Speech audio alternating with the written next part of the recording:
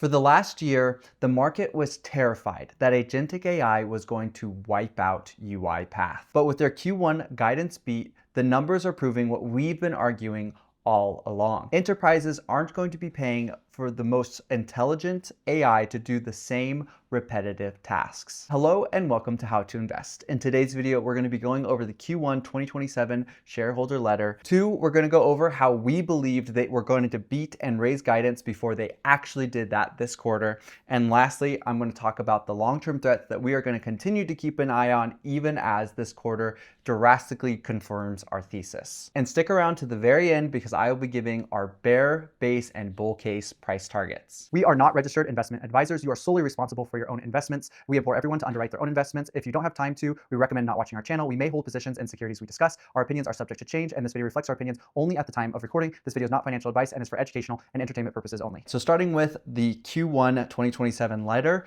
we can see here that they came in with a huge beat on the top line. I think the top end of their guidance for Q1 was about 400 million, so they actually beat it by $18 million. So that's 17% year-over-year revenue growth for this first quarter. Remember, their full year guidance in Q4 was 9%. So we are almost double that growth rate as of the current quarter. They did raise guidance slightly for the rest of the year, but only by about the amount that they beat this quarter. So that leaves them a lot of room to continue to do this every single quarter for the rest of the year. And there's very good qualitative reasons why we think that's going to continue to happen. That's why we expected it to happen this quarter. And that's why we're going to continue to expect it to happen each quarter after this.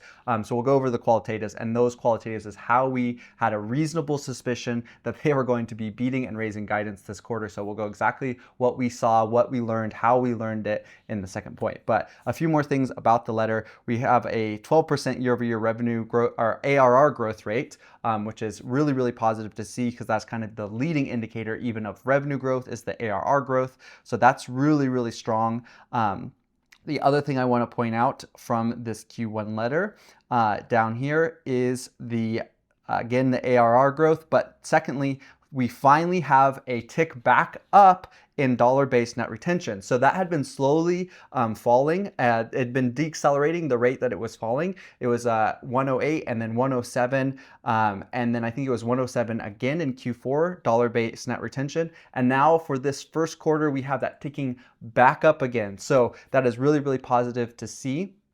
And if you go ahead and listen to the earnings call as well, you can hear Daniel Dines being very, very positive about the demand for their products. So the numbers were great, the qualitatives were great, very bullish commentary from the management themselves.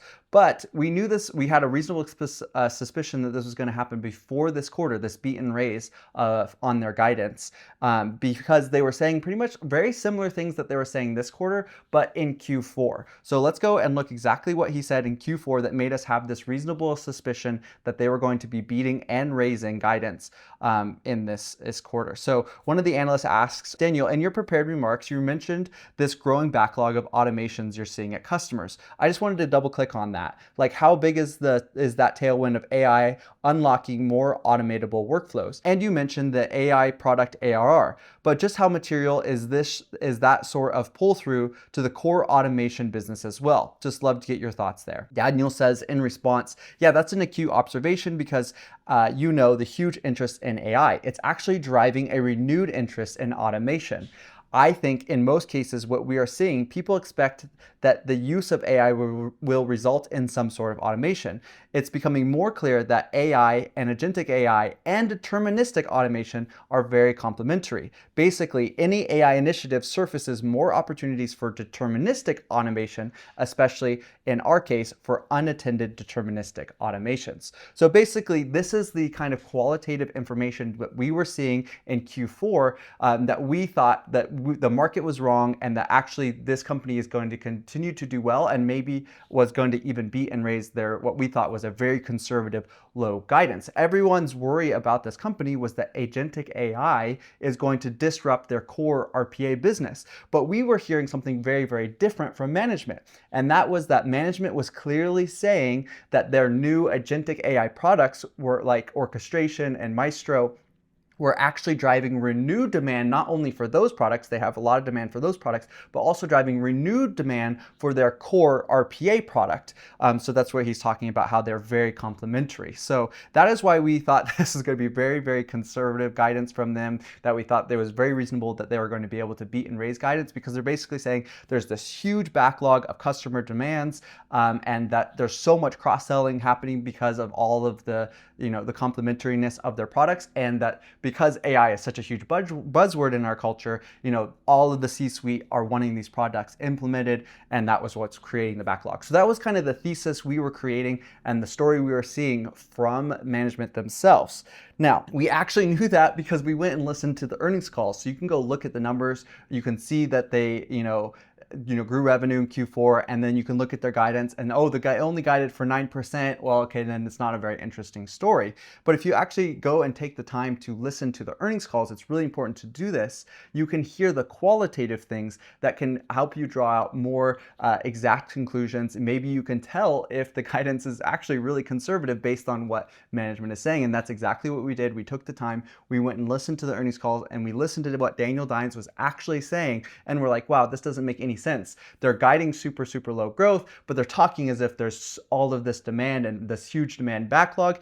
And lo and behold, Q1 2027, we get a massive beat on their guidance for revenue, 17% year over year. Net dollar-based net retention is up. ARR is growing way faster than their total year, revenue growth guidance, and they raise guidance for the full year. Now, with that in mind, I do want to still go over, because something also, you have a thesis. That thesis, you build it over time by listening to the management.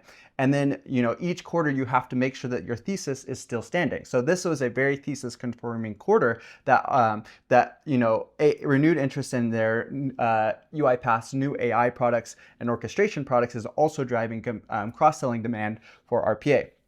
And that was going to drive some kind of reacceleration in their, ARR growth, revenue growth, and it was going to start bumping up their net dollar-based retention.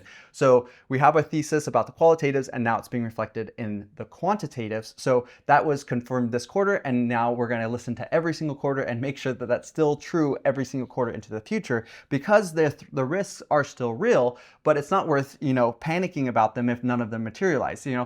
We're all smart people here. We can think of a million reasons why something might not work, but just because it's a possible explanation of a possible future doesn't mean that's actually going to be what happens. So being aware of the risks is important, but not freaking out about a million possible future outcomes. You want to keep track of what's actually happening, what management is actually saying is happening in the business, and then have those risks in your mind, and then just keep tracking the story of the company you're invested in to seeing if any of those possible risks actually manifest themselves. So let's actually go over the risks, and then we can keep those in mind as we continue to listen to UiPath in future quarters. Risk number one would be AI gets so smart that it no longer needs deterministic harnesses, or the AI labs create all necessary harnesses themselves for enterprise level automation.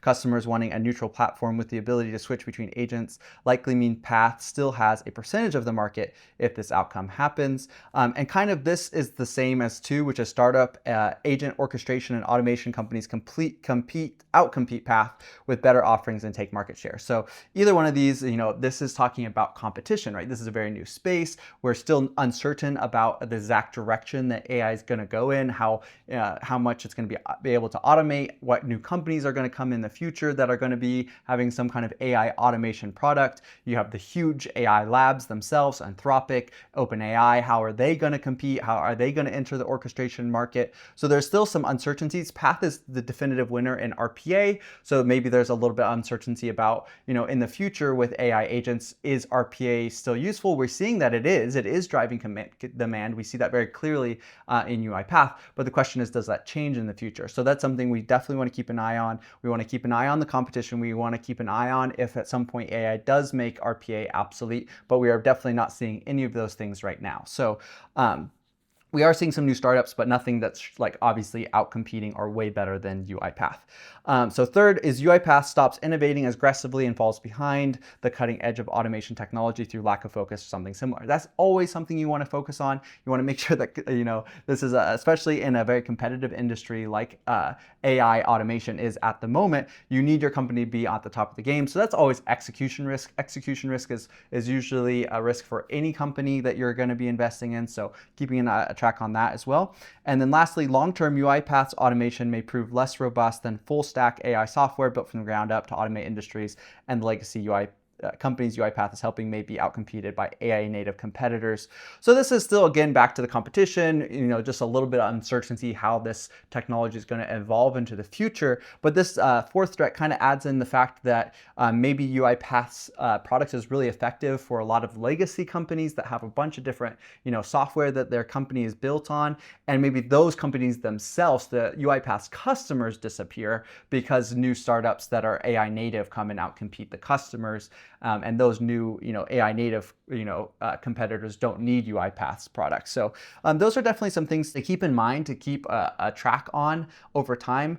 That's really what the market's kind of worried about. But if you're tracking the story, none of those things are actually manifesting. So it's important to know those risks, to track those risks, to keep your thesis, to compare your thesis each quarter to those potential risks. Is any of those risks manifesting? If not, then good. This is our investment is still on track. So I just wanted to go over those. It's always good to keep those in mind. So lastly, kind of in conclusion, all of this comes back to you have to listen to the earnings calls. You have to read the shareholder letters. When you make a thesis for your investment, that might take a couple of hours, maybe a couple of days to do. But the really nice thing about investing is once you have your thesis, once you understand the potential risks, managing that investment takes significantly less time. Once every 3 months, once a quarter, there's going to be an hour-long earnings call and a shareholder letter to read that might take you 20 minutes. So you're talking about maybe an hour and a half of work now once a quarter just to keep on top of your investment. So it's really, really important. That's kind of the case study I wanted to use here for UiPath was, you got to listen to the earnings calls. That's where the qualitatives are. That's where the leading indicators are. Because, quantitative, that's a trailing metric. That's telling you what happened the last 3 months. And, to have a really good contrarian take and make a bet that the market doesn't think is going to play out, but does play out, is you have to know the forward-looking metrics. And those are the qualitatives, what the management is talking about. So you have to make sure you can trust management, all that kind of stuff. So that's what you do when you do your due diligence. You listen to interviews with the CEO. You want to understand if he's trustworthy. That is the main thing we want you guys to take away from this video. So lastly, I'm gonna, just because it's fun, remember these are just my kind of run scenarios and a model. Reality is really hard to tell. The qualitatives are making me bullish, and I can put whatever numbers I want, but who knows what reality is going to be. But I'm going to give you price targets for 2030 for UiPath. The current price the price as of today is about $12 a share. So in our bear case, so this is kind of the worst case scenario, there's not really the reacceleration we thought there was going to be. Maybe some of those risks start to play out where a lot of the companies, that are buying these automation products shift to some new product or new company that comes out with some new cutting edge thing. In this scenario, UiPath only grows revenue by about 8%, which is below their current net dollar retention rate. Very, very bullish PE, about 20, and then only a 20% net earnings. In 2030, that gives us a bear stock price of $20, which actually still puts you at the same return as the market. That's about a 10% compounded annual growth rate for the stock price. So even in this kind of worst case scenario, just because the price is so beaten down currently, you still do as well as the market. Now, in our base case, which is pretty much 10.5%, which is their new updated guidance as of Q1 for this year, and then 15% revenue growth rate each year from 2027 to 2030, getting to a net margin of 25% and a 25 PE, which honestly, it could definitely be higher than that with every acceleration in the revenue. So maybe there's a little bit more conservancy built into this base case or whatnot. But in that base case scenario, we have a price target in 2030 of $44. And then in our bull case, they do 12% revenue this year, which honestly, they could do much higher. They did 17% year-over-year revenue growth in Q1, so maybe this is much higher, but then 20% on average revenue growth from 2027 through 2030, getting to a 28% net margin, and then trading at a 34 times earnings kind of price to earnings ratio. That would give us a price target of $72. So that would be way out competing the market, way better than a 30% compounding annual growth rate. Our base case price target is a 30% compounding annual growth rate in our base case. So way better than the market. But those are just our numbers. Make sure to run your own numbers. We're just some people on the internet, you know. Yeah, we're not registered financial advisors. So make sure you are underwriting your own investments. We do price targets because it's fun. Hopefully spikes your interest and gets you to go do your own research on these companies. So I hope you learned a lot about how to kind of pick apart qualitatives and how you might have a reasonable expectation that a company's being conservative in their guidance, etc. You know, I hope you learned a lot about UiPath. If you're interested in investing in this company, we could highly encourage you. It's one of our companies in our portfolio. Go and research yourself and look into it for your own portfolio. So thank you so much for watching. We hope you enjoyed. If you want to support the channel, if you find the channel helpful, you can do a membership. We don't really give anything in return for the membership. It's just a way for you to support us. And again, we do everything for free, so no need to. But if you feel like we've added some value and you want to give back, that's the way you can do it, is with the memberships below the video. So thank you so much for watching, and we hope you have a wonderful day. As a reminder, our investment philosophy is to never invest money we might need for the next several years or that we can't afford to go to zero. Before we buy individual stocks, we always ensure our income exceeds our expenses and that we hold an emergency fund of 3 to 12 months of living expenses. If we didn't have the time to research fundamentals, our strategy would simply be to hold broad index funds. Remember, this video is not financial advice. It is for educational and entertainment purposes only.